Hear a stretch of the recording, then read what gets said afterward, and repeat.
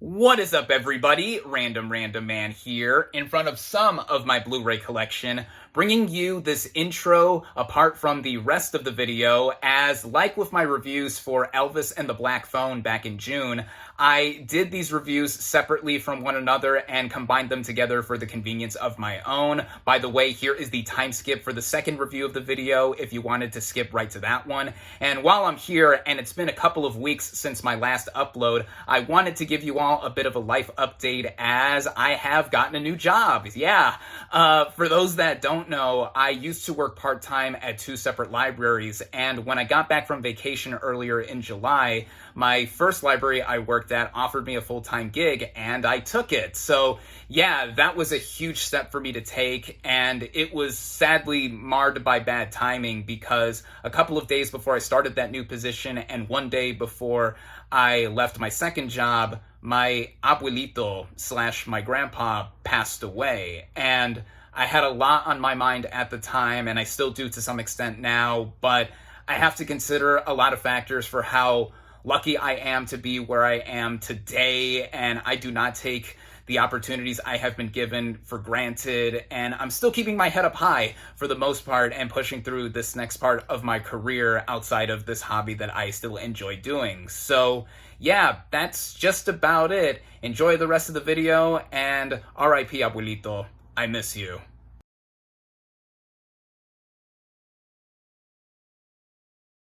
What is up, everybody? RandomRandomMan here. I hope everyone out there is continuing to stay safe and be well during this unpredictable time, as firstly, I am here bringing you my review for Bullet Train. Based on the Japanese novel of the same name, originally titled Maria Beetle by Kotoru Isaka, the plot of this action comedy basically follows an assassin, played by Brad Pitt, who has to deal with enemies while riding a Japanese bullet train. Going into this movie, I was actually really looking forward to seeing it. The concept had me on board, no pun intended, with what the movie was trying to go for, and its stacked cast, at the top of it being led by Brad Pitt, really made me into seeing what he could do with an action comedy like this, as we usually don't get to see him in this kind of role. And luckily for me, I was able to head out and see this thing in theaters where it is only currently available. Starting out with the cast and their performances, we have Brad Pitt as the assassin codenamed Ladybug. As I just mentioned, we really don't get to see Brad Pitt either in an action-type role, save for stuff like Mr. and Mrs. Smith in World War Z, nor with comedy either, though I think that he is more than very good at doing both kinds of roles. And here, with both of those archetypes smashed together with his character Ladybug, who has a running gag to him that he has always bad luck around him, I thought that he really fit the bill for what this was going for. Pitt has comedic timing that is so on point, and him being able to deliver on the action front too, that he's shown off before now, and also considering his age in his late 50s, similar to how Tom Cruise recently impressed again with Top Gun Maverick, he shows that movie stars of his generation aren't slowing down anytime soon. Along with Pitt, there is a stacked ensemble cast here, which includes Joey King, who plays the Prince, a British assassin who is posing as a schoolgirl, and seeing her in a lot of roles prior to this when she was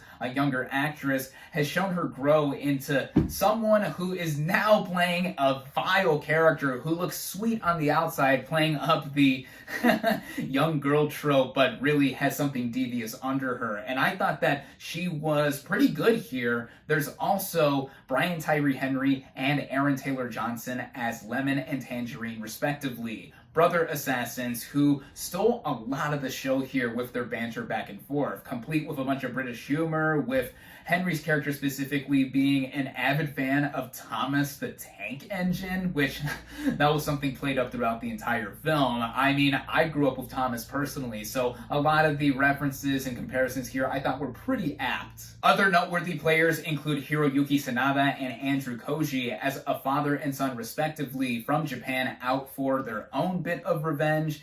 And then there's also a slew of cameos in this film, which includes Sandra Bullock, who plays mostly in voiceover the handler to Ladybug, talking into his ear most of the time and providing a lot of nice back and forth there as well. Then there's Bad Bunny, or as he's credited here by his real name, Benito A. Martinez Ocasio, as a Mexican assassin, who really only has one scene here save for his flashback backstory. And then there are others here that pop up that I do not want to give away specifically in case you haven't seen the marketing for this film, but really I thought everyone here mostly did a stand-up job, especially Brad Pitt in the lead role. Getting into this film's writing, the film sets itself up on a basic front to where we see Pitt's assassin character get on this bullet train with the task of retrieving a briefcase and then getting off of the train, but then realizes he is on board with a bunch of other deadly individuals. And it quickly spirals out of control to where he runs into people that he previously knew, other people are trying to go after and are trying to get away from or whatever. It gets into an entanglement of sorts to where characters are fighting each other, whether they expected it or not. It's literally all over the place in terms of how it does play out, in ping-ponging back and forth between different characters. But I gotta say that in the way it is presented, and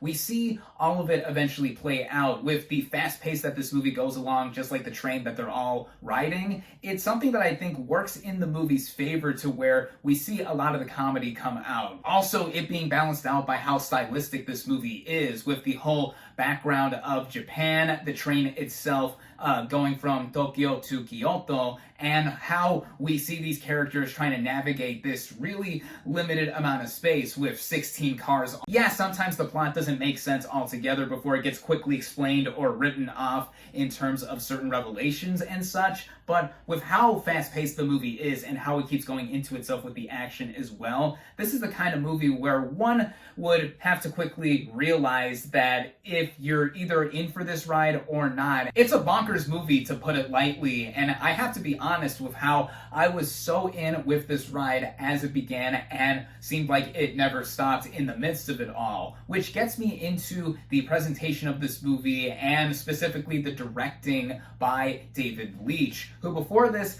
has done a bunch of action movies to show that he is someone fitting for this kind of project. He directed 2014's John Wick with Chad Stahelski, though Stahelski only got the directing credit there. He also went on to do 2017's Atomic Blonde, 2018's Deadpool 2, and 2019's Fast and Furious Presents Hobbs and Shaw. Now with Bullet Train, we see Leitch behind the camera flex his now trademark style of violence to how very visceral it is and also how creative it would be to fight on this train with whatever you have around you, whether it would be some of the refreshments or any objects you have on your person. Specifically, a lot of the more close-cornered hand-to-hand combat type of sequences I enjoyed the most. And with how this film is also looking on a visual standpoint, the whole backdrop of Japan is something that is very catching to the eye and I always enjoy seeing in a film. And also just how each car is specifically laid out and designed to on this bullet train. It's a super in-your-face movie in that way. This also goes with how the movie is cut together with its editing. Whether we are talking about the aforementioned action or the flashing back to some backstory moments of some of these characters, the movie just has this kinetic energy to itself that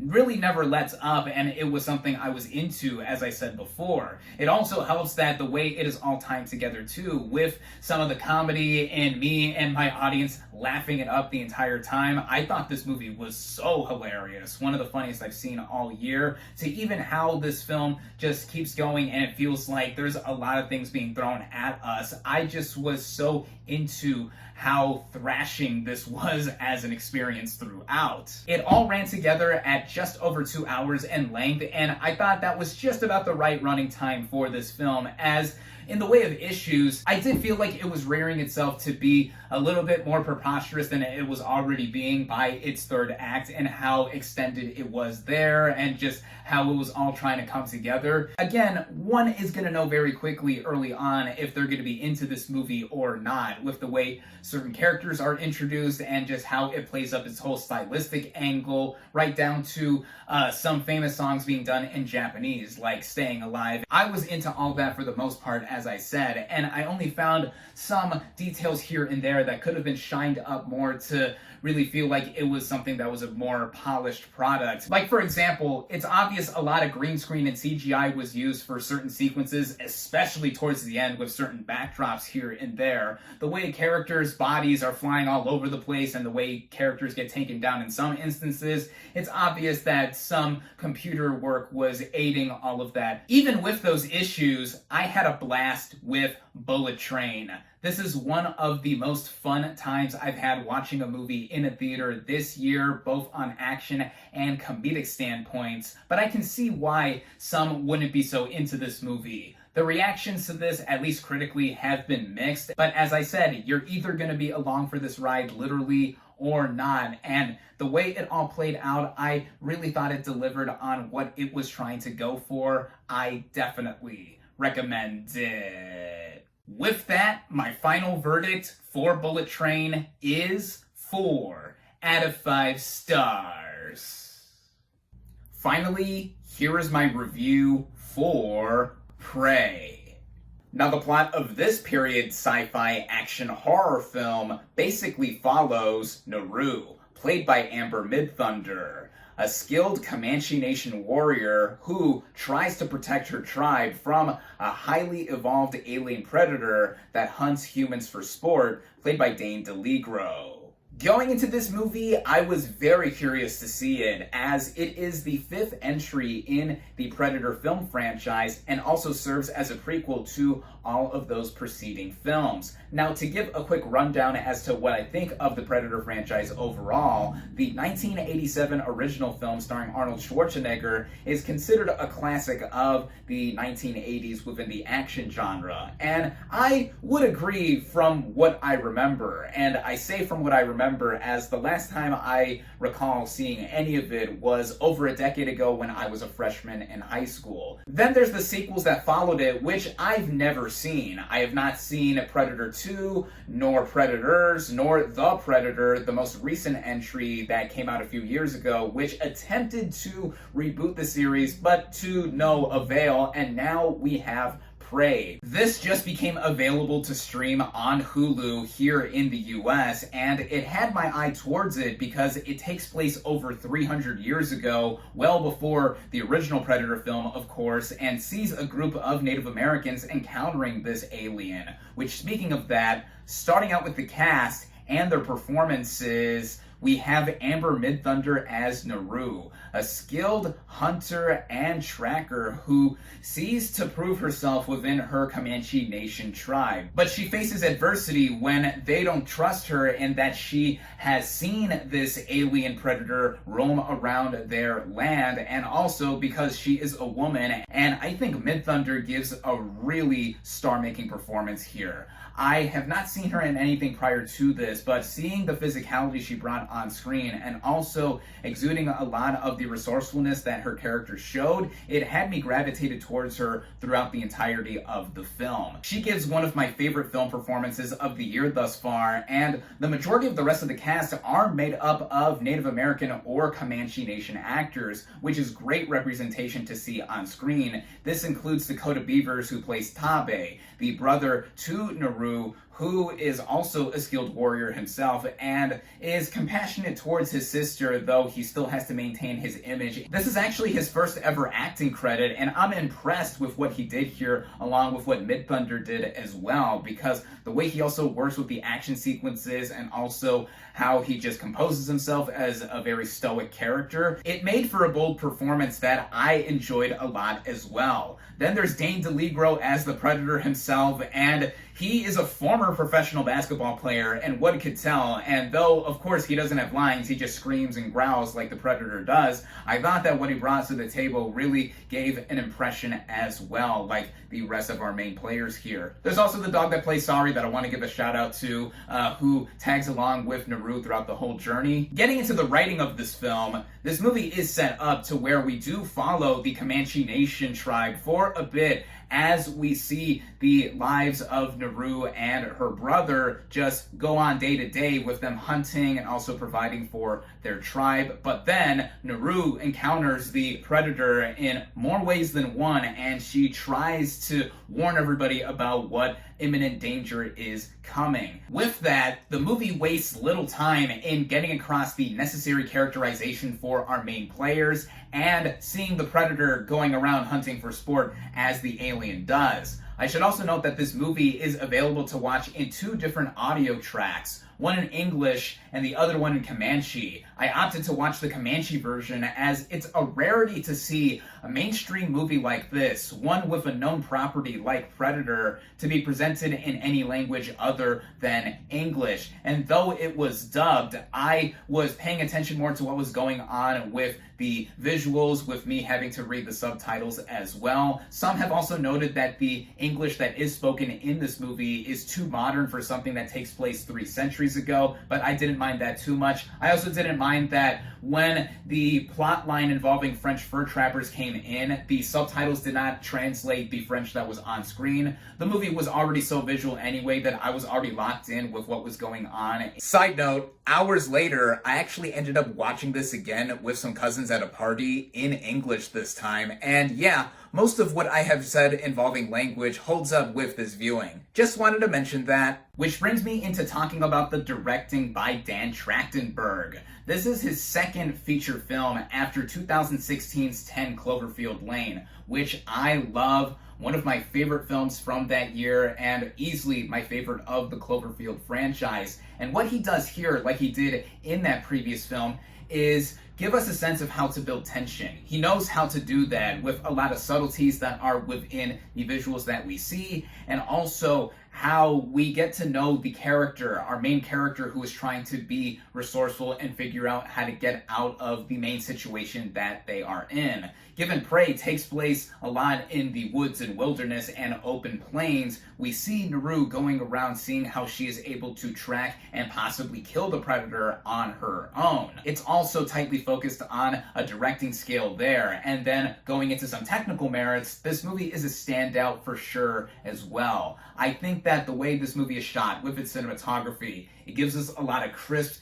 and beautiful looking landscapes to where this movie takes place in 1719, and then also the way it is cut together and bringing out some of the action and the way that is all handled. Yeah, it gives us a lot of the visceral brutality that one would expect with a Predator movie, with the way the alien goes around killing people, slicing and dicing them, or just going for some more creative kills, and also the way the movie literally moves, whether with Naru or how it is all paced out. Not including the end credits, this movie runs at a compact 90 minutes, and this is an efficient running time for sure, because we mostly get to see a lot of the action towards the latter half of the movie, but all the build-up leading towards it, I thought, felt really well woven into how it goes all together. I don't even have that much in the way of complaints with this film, save for a few minor things, like the visual effects here on some of the animals. One could tell this movie was made on a smaller, more mid-budget scale, but I can't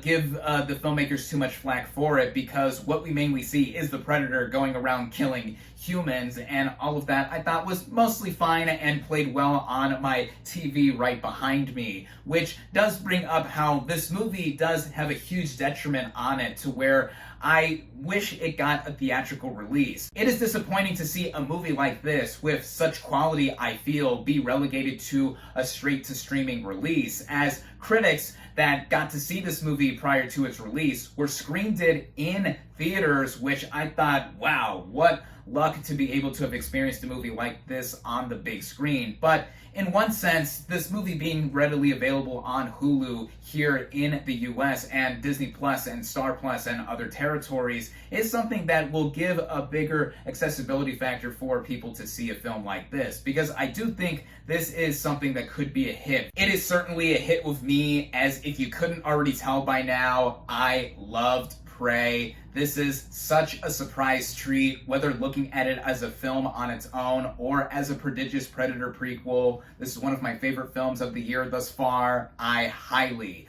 recommend it. With that, my final verdict for Prey is 4.5 out of 5 stars. Thank you all, as always, for watching. Be sure to like this video, comment on what you thought of Bullet Train and Prey, social media links in the description, subscribe to my channel for more, and I'll catch you on the next movie review.